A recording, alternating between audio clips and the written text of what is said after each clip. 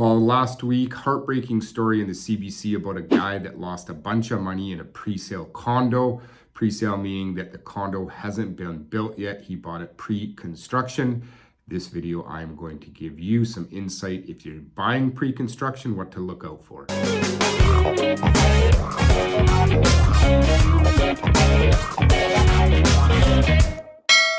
Hi, my name is Greg Axford. I'm a licensed realtor and property manager, and I have a real estate brokerage here in the Tri-Cities. We're about 45 minutes outside of Vancouver, the Tri-Cities being Coquitlam, Port Coquitlam, and Port Moody.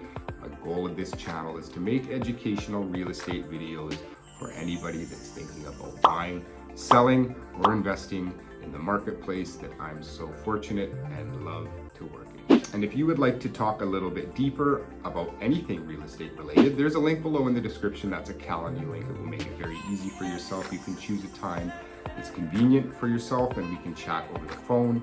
You can have a Zoom call, or of course, I would love to meet you here in my office in Port Moody. And please, if you like this video, like the video, click the like button and subscribe if you'd like to be kept up to date whenever new videos come out.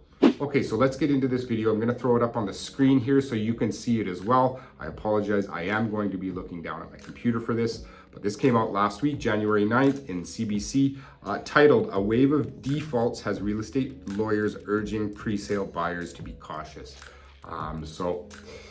Yes, if you're buying a pre-sale condo, meaning the condo hasn't been built, you go into a showroom typically, and you're buying off specs. So they'll have floor plans, they'll have a showroom, they'll have finishings, this kind of thing, but it's not physically built. You can't go in, smell, see, feel, touch it. Let's go through this. One BC man lost $82,000 deposit despite a contract option to transfer to another buyer.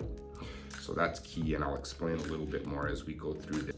So it says here in 2021, Sudeep Singhal put down a basically $82,000 deposit to be on a to-be-built townhouse in Surrey. It was under construction. He went there to watch it be built. You know, he probably popped in there to see what was happening, like any curious homeowner would. And here we go. So this paragraph, Singhal was relying on selling his home in New Delhi to get financing to close the deal. He began to worry when new regulations in India made his property less desirable. Floods hit, selling became impossible. So this is a big problem, right? And as we go through down the article a little bit more, titled Growing Problem. Toronto real estate broker. Now keep in mind, this is in BC. BC has REDMA, the Real Estate Development Marketing Act, which is a provincial legislation on how developers can market a property. It doesn't have anything to do with what the developers are allowed to do contractually.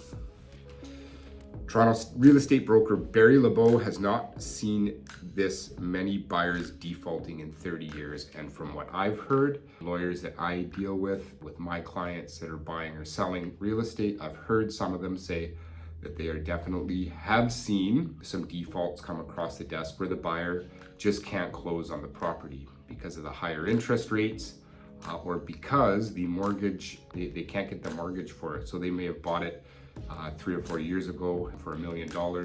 Now it's closing time or getting close to closing time. The bank does an appraisal and the appraisal comes back for $900,000 or $950,000. So they're $100,000 or $50,000 short. And that's what this next little bit talks about. Buying a pre-sale or pre-constructed home means putting down a deposit and signing a contract that you will pay the balance after the property is built, to agreed upon specifications on certain date called the closing date. So here it goes into kind of what I was just talking about. Banks will only loan money on the current value of a property. So if a buyer agreed to pay $1 million and the property is now worth less, the bank will only approve a mortgage for the current value. Makes sense. The bank's not going to lend you more money than they think the property's worth. So as you scroll down a little bit further here, it says Toronto condo lawyer Jerry Miller says people are better off buying something they can touch and feel. He's seen clients lose up to $300,000 deposit bound by contracts he describes as incredibly complex and one-sided to the point of being almost unfair. I don't know whether I agree with you're better off buying something that you can that's already built. There is some advantages to buying pre-sale. There definitely is. There's some advantages to buying resale. Now, whether pre-sale is right for you or resale, that's a different video, and I have made videos on that. The point is that you can lose your deposit if you're not careful. Now, so I'll often get people that call me up and inquire about buying a pre-sale because I'm familiar with the area, I'm familiar with the developments, and ask, why should we use you? Why wouldn't I just go into the pre-sale center and write the contract with the developer? Well, this story kind of outlines why you wouldn't do that. The developer, the sales team, some are licensed, some are unlicensed, it doesn't really matter, but their sole purpose is to look after the developer. And sometimes I find when people go in, the contracts are very lengthy, there's disclosure statements that are even lengthier, and all of this stuff needs to be read in detail while you're putting in the offer, actually before you put in the offer with the disclosure statement, to make sure that you fully understand what you're getting yourself into.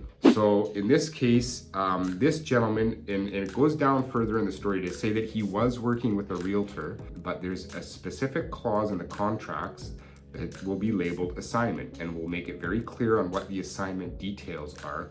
Assignment meaning if you choose to sell your contract to another buyer before the closing date. So basically, they take over the contract. In most cases, you're still liable to the developer should that person default. But in this case, it was unclear. The wording was unclear in the contract. So as we go down a little bit further here, it says, Sengal said there was a clause in the contract that allows assignment, the transfer of the deal to a different buyer, what I was just talking about. The contract says the builder shall not unreasonably deny an assignment. So there's the wording, right? Shall not unreasonably deny. Now, as we go down the article a little bit further, we'll find out that this builder had another project basically next door that they were trying to sell. So they didn't want to let assignments happen in this because they wanted to sell their new building that they were trying to sell at the time. So was it reasonable? Was it unreasonable? In this case, I mean, this goes down a little bit further. Is this guy going to try to sue them and spend, hours and hours and a ton of money on lawyers to try to get his deposit back?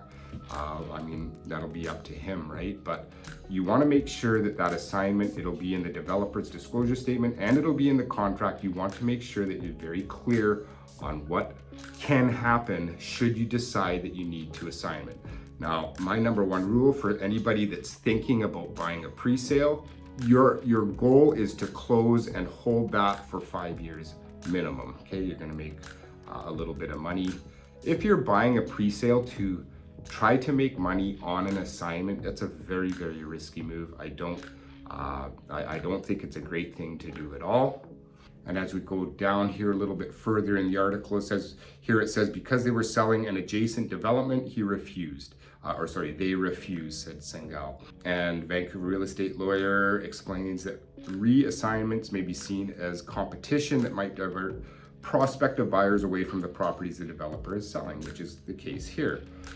And go down a little bit further. It turns out he wrote emails, he begged the developer to hear his case. It seems they didn't care. Contracts are very one-sided, says a lawyer. It's sometimes possible to get a deposit back, so it's very circumstantial on what the situation is. So that's basically the article. It goes down a little bit further in the article here.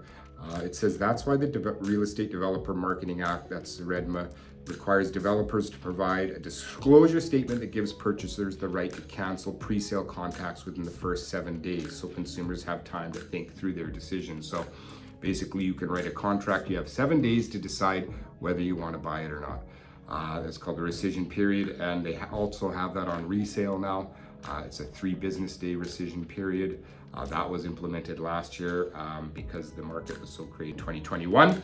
However, with the pre-sale market, you have 7 days. If you commit, you put in your deposit at that time or your first deposit at that time, and there's usually several deposits that are due after that. You're committed to the contract, plain and simple. So know what you're getting yourself into. hire a realtor, hire somebody that specializes in the area and knows the development. Know the developer. Usually the more the bigger the developer and the more reputable the developer. If your circumstances like this were to change and this guy's place flooded, I mean, how would he ever be able to see that?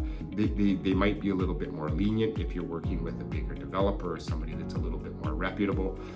In this case, it wasn't the case, but hire somebody that knows what they're doing. And if you have any questions or comments, please type them into the comment box below. I would love to hear them. Happy house hunting, everyone.